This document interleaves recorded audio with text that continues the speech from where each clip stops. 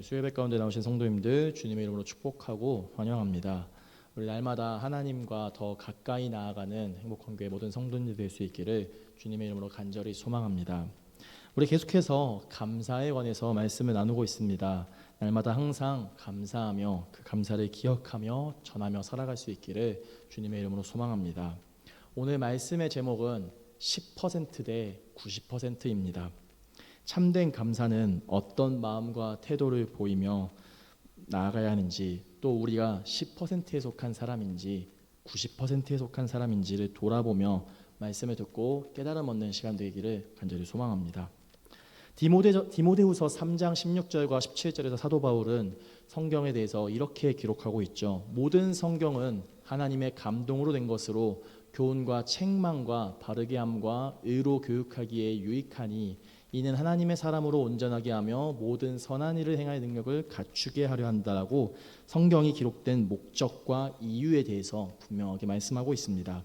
또 시편 119편 105절에서 주의 말씀은 내 발의 등이요 내 길의 빛이라고 고백한 이 말씀은 우리가 성경을 읽어야 하는 이유에 대해서 분명하게 알려주고 있습니다.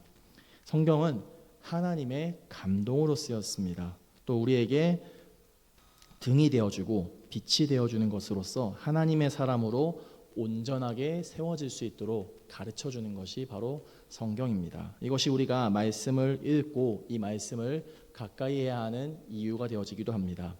그렇다면 성경에서 분명하게 전하고자 하는 핵심되는 메시지는 무엇일까요? 보는 사람들에 따라, 관점에 따라서 사랑, 믿음, 구원, 하나님 나라, 그리고 이외에도 여러 가치들을 나타낼 수 있겠습니다. 성경을 크게 두 부분으로 나누게 되면 구약 성경과 신약 성경으로 나눌 수가 있죠. 구약 39권, 신약 27권 합쳐서 66권입니다. 구약과 신약을 구분하는 기준이 무엇입니까? 바로 예수님이 되십니다. 성경에서 다루는 핵심 메시지가 예수님을 중심으로 나타나고 있습니다. 구약은 아직 오지 않은 오실 예수님에 대해서, 신약은 이미 오신 예수님에 대해서 그를 기억하고 기념하고 기록하고 있습니다. 신약 성경의 시작은 역사서나 서신서, 예언서가 아니라 복음서로서 먼저 기록되어 있습니다.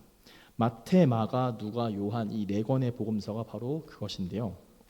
복음서에는 예수님의 출생부터 태어나 생애, 죽음과 부활까지 이들을 기록하면서 예수님의 흔적을 기록하였다는 점에서 그 중요성과 그 의미가 특별히 남다릅니다. 복음서의 이야기들을 듣다 보면 비슷하고 중복되는 이야기들이 종종 있습니다. 오병이어의 기적이나 예수님께서 부활하신 이야기는 네 권의 복음서에서 모두 기록되어 있는 내용입니다. 그런데 이와는 반대로 어떤 복음서에는 기록된 내용이, 어떤 복음서에는 기록되지 않은 내용도 존재합니다. 오늘 우리가 함께 읽은 누가복음 17장 이 말씀은 10명의 나병 환자를 고치신 예수님의 이야기 내용으로 다른 복음서에는 나타나지 않고 오직 오늘 본문 누가복음에서만 기록되어 있는 이야기입니다. 특별히 오늘 본문은 감사하면 떠오르는 대표적인 말씀 가운데 하나로도 잘 알려져 있습니다. 감사하면 익숙하게 자주 나누고 듣게 되는 말씀 중에 하나입니다. 저도 학생부를 담당할 때 이 말씀을 전하였던 기억이 많이 있는데요. 감사와 관련된 말씀을 전할 때 오늘 본문 누가복음 17장의 말씀은 말씀 본문으로도 인용을 하고 또 여러 가지 이야기들로 인용하면서 전하고는 했던 그런 기억이 있습니다. 여기에 계신 또 이 말씀을 듣게 되실 분들 가운데 오늘 본문의 이 내용을 처음 듣는 사람들은 아마 아무도 없을 겁니다. 그만큼 이 말씀은 우리에게 익숙한 말씀이고 또 자주 들어왔던 말씀입니다. 우리가 열심을 내면서 기도할 때가 언제입니까? 물론 기도는 날마다 항상 쉬지 않고 하나님의 얼굴을 구하며 하나님 앞으로 나아가야 하는데 특별히 더 마음을 다하고 열심을 내면서 기도하는 때가 누구에게나 있을 텐데 그 때가 언제입니까? 아마 사람마다 그 때와 시기가 다르지만 분명한 것은 그 때와 시기가 있다라는 겁니다. 저의 기억을 돌아볼 때 제가 살면서 정말 열심히 기도했던 때가 언제였을까를 돌아봤을 때 크게는 두 가지가 먼저 떠올랐습니다. 먼저는 대학 입시를 앞두고 고등학교 3학년 때 이제 대학을 위해서 크게 기도했던 때가 떠올랐고, 그 다음에는 이제 군대 입대하기 전에 앞으로 하게 될 그 군대를 놓고 기도했던 그런 기억이 있습니다. 우리가 생각할 때 중요한 일이나 어떤 큰 일을 앞에 두고 우리가 이렇게 기도하고는 합니다. 그때 우리는 부르짖으면서 기도하기도 하고 또 소리를 내면서 기도하기도 하고 간절하게 기도하면서 그 가운데에서 응답을 기다리기도 합니다.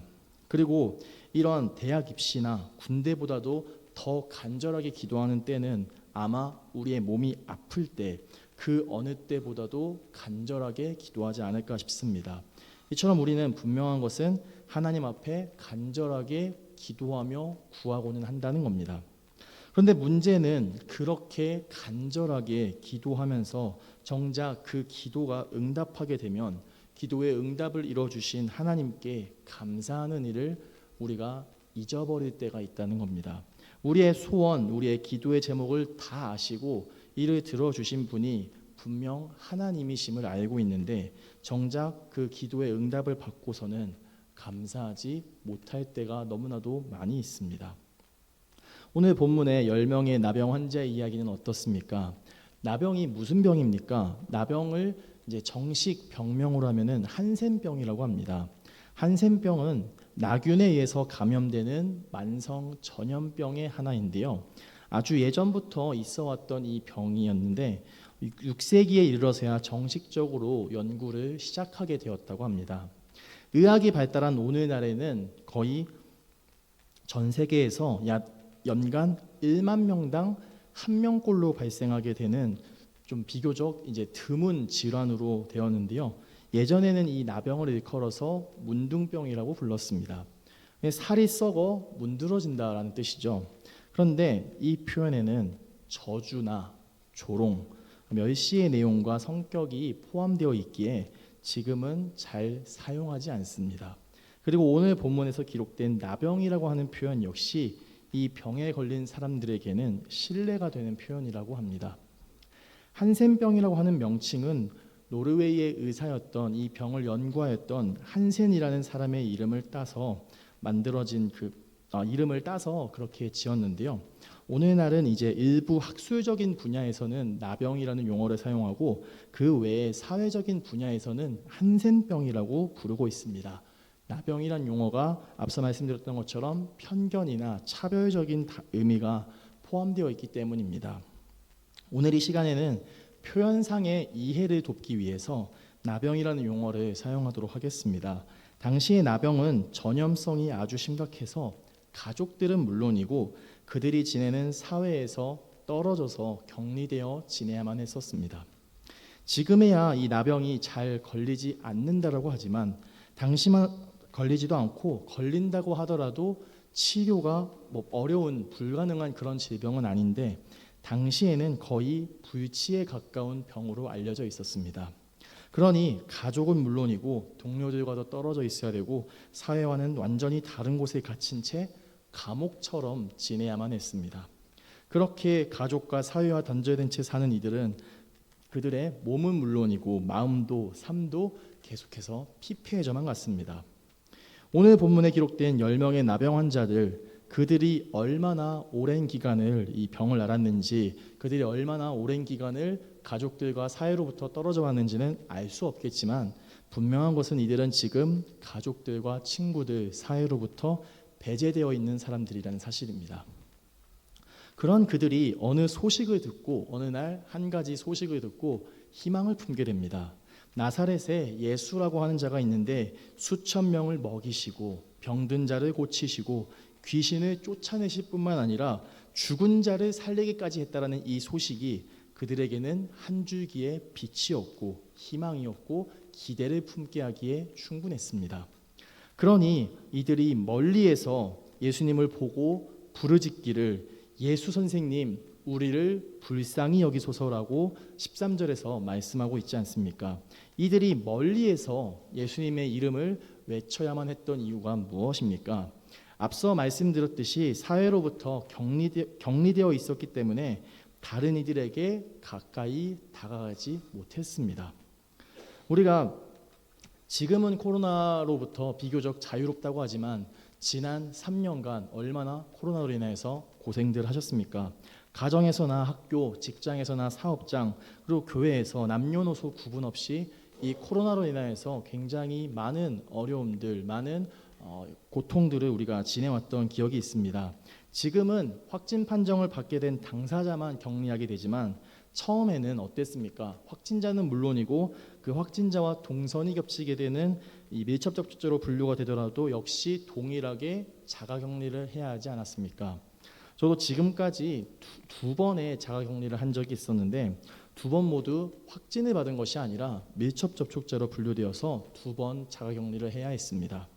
한 번은 저의 집에서, 한 번은 학교 기숙사에서 그렇게 자가격리를 보냈습니다. 근데 두 번 있었던 이 자가격리의 기간이 어쩌면 이렇게 참 야속하게도 그 두 번 있었던 자가격리 기간 동안 그 둘 다 제 생일이 중간에 껴 있어가지고 굉장히 쓸쓸하게 씁쓸하게 보냈던 그런 기억이 있었습니다. 근데 자가격리라고 했을 때 아무리 길어봐야 2주 정도이지 않습니까? 근데 오늘 본문의 이 나병 환자들은 아마도 이 2주보다는 더 길게 격리되어서 지냈을 겁니다. 자가격리를 해보신 분들은 아시겠지만 어떻습니까? 마냥 편하지가 않습니다. 그리고 그렇게 이 격리의 시간을 보내면서 깨닫게 되는 한 가지 사실은 그동안은 소홀히 여겼던 일상의 소중함을 깨닫게 됩니다. 우리는 태어나면서 혹은 오랜 기간을 가지고 누리는 것들에 대해서는 그것의 소중함을 잊어버리고 살 때가 참 많습니다. 우리가 손가락이 10개인 것, 발가락이 10개인 것, 이것에 대해서 감사하면서 살았던 기억이 혹시 있으십니까? 눈으로 보고 귀로 듣고 입으로 말하는 것을 감사하는 사람이 있으십니까? 물론 다 감사해야 하는 일들입니다. 분명 감사해야 하는 일들이 맞습니다. 그런데 그것에 대해서 잘 감사하지 않게 되는 이유는 감사가 먼저 떠오르지 않는 것은 우리가 태어나면서부터 가지고 누리면서 지금까지 살아왔기 때문입니다. 보지 못하고 듣지 못하고 말하지 못하는 사람이라면 어떨까요? 손가락이나 발가락을 사고로 다친 사람은 어떨까요? 우리가 당연히 여기는 일에 대해서 누군가는 당연하지 않을 수도 있습니다. 대학교를 제가 집에서 멀리서 떨어져서 혼자 살면서 가장 신경이 쓰였던 일들 중에 하나는 식사의 문제였습니다. 가족들과 함께 지낼 때는 제가 무엇을 먹을지를 고민하지 않아도 됐었는데 혼자 떨어져서 살다 보니까 항상 매 끼니마다 무엇을 먹어야 될지 어떻게 먹어야 될지를 늘 고민했었습니다. 그리고 혼자 타지에서 지내면서 주머니 사정이 항상 제가 좋지 않았던 기억이 더 많았는데요. 그래서 누구에게도 잘 말하지 않은 채 좀 이렇게 혼자서 겨우 끙끙 해결했던 적이 많았습니다. 건강할 때는 우리가 건강의 소중함에 대해서 알지 못합니다. 깨닫지 못합니다. 그런데 몸이 아플 때 어떻습니까? 몸이 아플 때는 그동안은 소홀히 여겼던 내 건강의 중요성에 대해서 깨닫게 되지 않습니까? 우리 지난주에 잠깐 제 이야기를 잠시 나눴는데 지금도 좀 그런 편인 것 같아요. 그런데 그때의 저는 특히나 더 그랬던 것이 대학생 때의 저는 정말 무뚝뚝했었습니다. 그래서 집에도 그다지 연락을 잘 드리지 않았습니다. 가장 길게 연락하지 않았을 때가 제가 군대에 간 것도 아니었는데 한 2달 가까이를 연락을 한 번도 하지 않고 지냈던 적도 있습니다. 그런데 어느 날 어머니에게 연락이 왔습니다. 무뚝뚝한 저는 그냥 퉁명스럽게 왜요? 무슨 일이에요? 뭔 일 있어요? 라고 했는데 그러면서 전화를 받았는데 저희 어머니는 밥은 먹었는지 또 아픈 데는 없는지 그런 일상적인 것들을 체크하는 것이었습니다. 그런 것들을 물어보시는 거였습니다. 여전히 저는 퉁명스럽게 예, 잘 먹고 있어요. 아픈 데 없어요. 별일 없죠? 끊어요. 하면서 통화를 마쳤습니다. 근데 제가 그 전화를 끊고 나서 굉장히 서럽게 울었습니다. 사실 그날 제가 몸살에 걸려서 밥도 아예 먹지 못하고 또 몸살에 걸리니까 몸도 굉장히 아팠었거든요.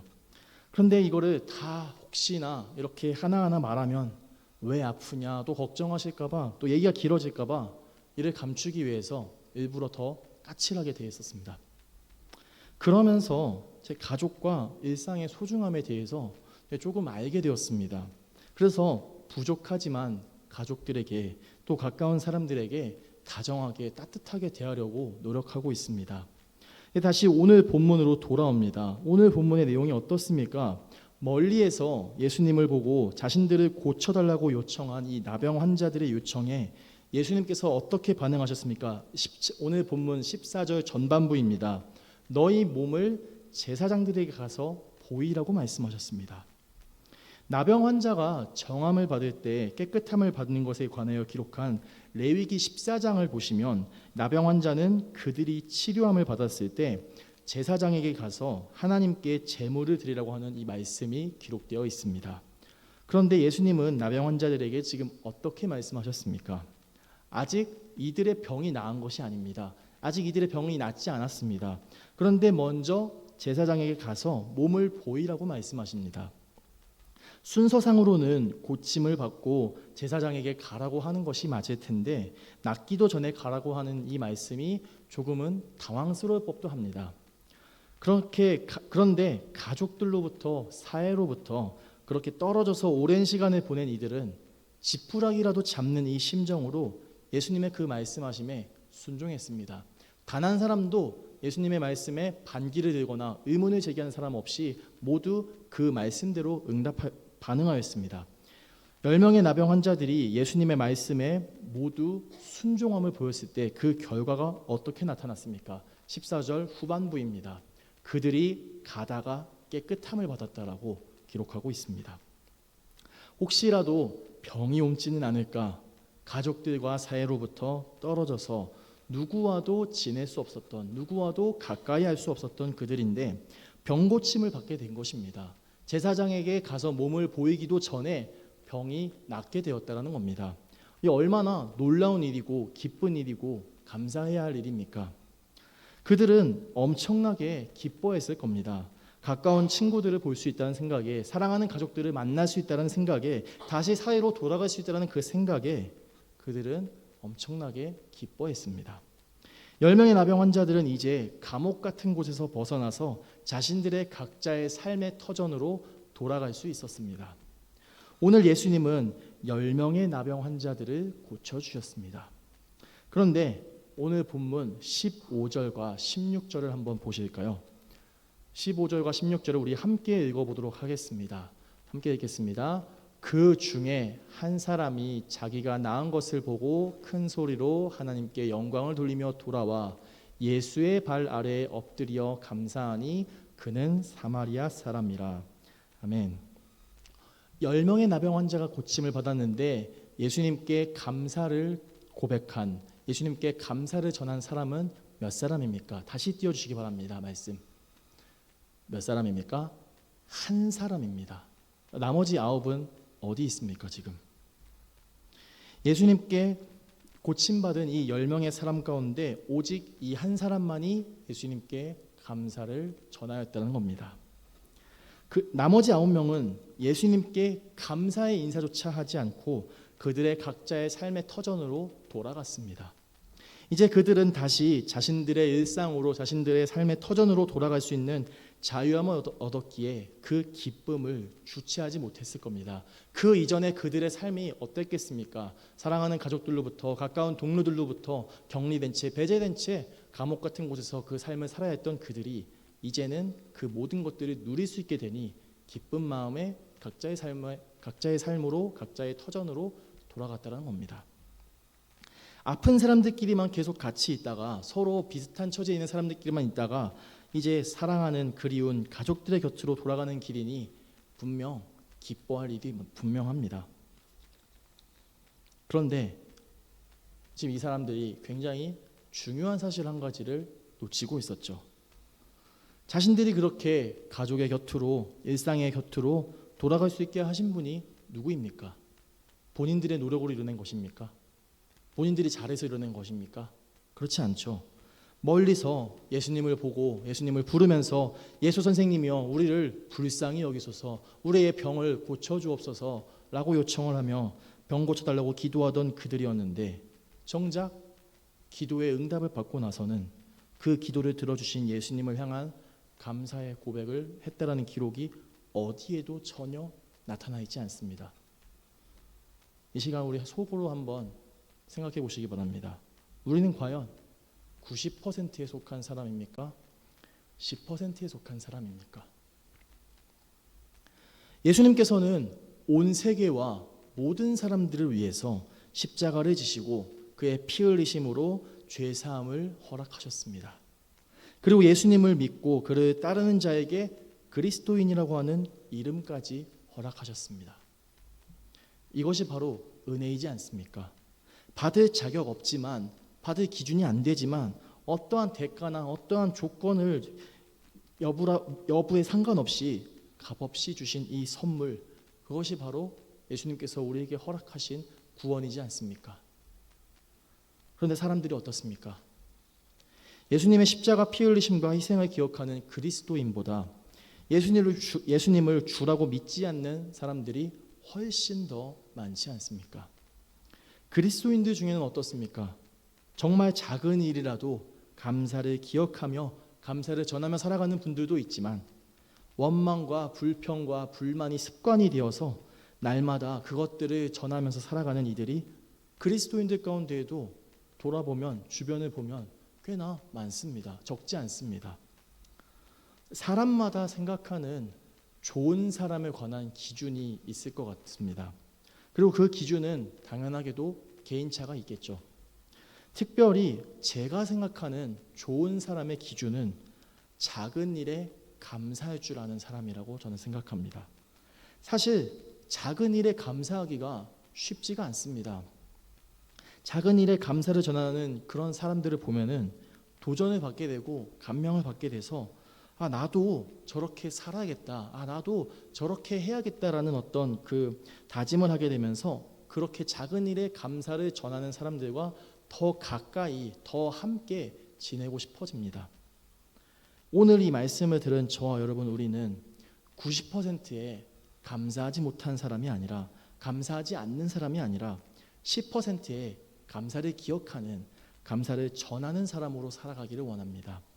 받은 은혜에 대해서 기억하며 그 은혜를 허락하신 예수님 앞에 감사의 고백을 다하는 저와 여러분 될 수 있기를 주님의 이름으로 간절히 소망합니다. 우리는 감사의 이유를 찾으면서 있는 곳에서 시간마다 때마다 마음을 다하고 뜻을 다하여서 하나님께 감사하며 나아가야 합니다. 감사는 믿음입니다. 믿음은 감사함으로 나타날 수 있습니다. 오늘 예수님께 감사를 고백한, 예수님께 감사하기 위해서 다시 돌아온 이 한 사람에 대해서 예수님이 어떻게 말씀하십니까? 오늘 본문 마지막 절입니다. 일어나 가라, 내 믿음이 너를 구원하였느니라. 아멘. 이 사람이 지금 예수님 앞에서 어떤 믿음의 고백을 했습니까? 이 사람이 예수님 앞에서 어떤 믿음의 이야기를 했습니까? 단지 예수님께 감사하다고 했을 뿐입니다. 예수님께 머리를 숙이면서 자신을 낫게 해준 이 일에 대해서 감사를 고백했을 뿐입니다. 그러면 이렇게 기록하는 게 맞지 않습니까? 내 감사가 너를 구원하였다 라고 말씀하시는 것이 맞을 텐데, 예수님께서는 이 사람에게 내 믿음이 너를 구원하였다라고 말씀하셨습니다. 이 한 사람, 이 사마리아 사람은 어떠한 믿음의 고백도 어떠한 믿음의 결단도 하지 않았지만 자신의 병을 낫게 하신 그 예수님을 향한 감사의 고백, 그 감사의 고백을 예수님은 믿음으로 보시고 그 믿음으로 구원을 받게 되었다라고 예수님 분명하게 말씀하셨습니다. 감사의 고백이 믿음이고 그 믿음은 감사함으로 나타남을 성경은 우리에게 말씀하고 있습니다. 10%에 감사하는 사람이 되어 90%에 감사하지 못하는 세상 가운데서 승리하며 나아갈 수 있기를 소망합니다. 우리 마지막으로 에베소서 5장 19절에서 21절의 말씀 함께 읽고 이 말씀 마치도록 하겠습니다. 함께 읽도록 하겠습니다. 시와 찬송과 신령한 노래들로 서로 화답하며 너희의 마음으로 주께 노래하며 찬송하며 범사에 우리 주 예수 그리스도의 이름으로 항상 아버지 하나님께 감사하며 그리스도를 경외함으로 피차 복종하라. 아멘. 감사가 점점 사라져가는 오늘날 이 세상 가운데 우리 예수 믿는 그리스도인으로서, 예수님을 따라가는 그리스도인으로서 감사의 고백으로 믿음을 나타내고 감사를 항상 나누며 살아가는 저와 여러분 될 수 있기를 주님의 이름으로 간절히 소망합니다.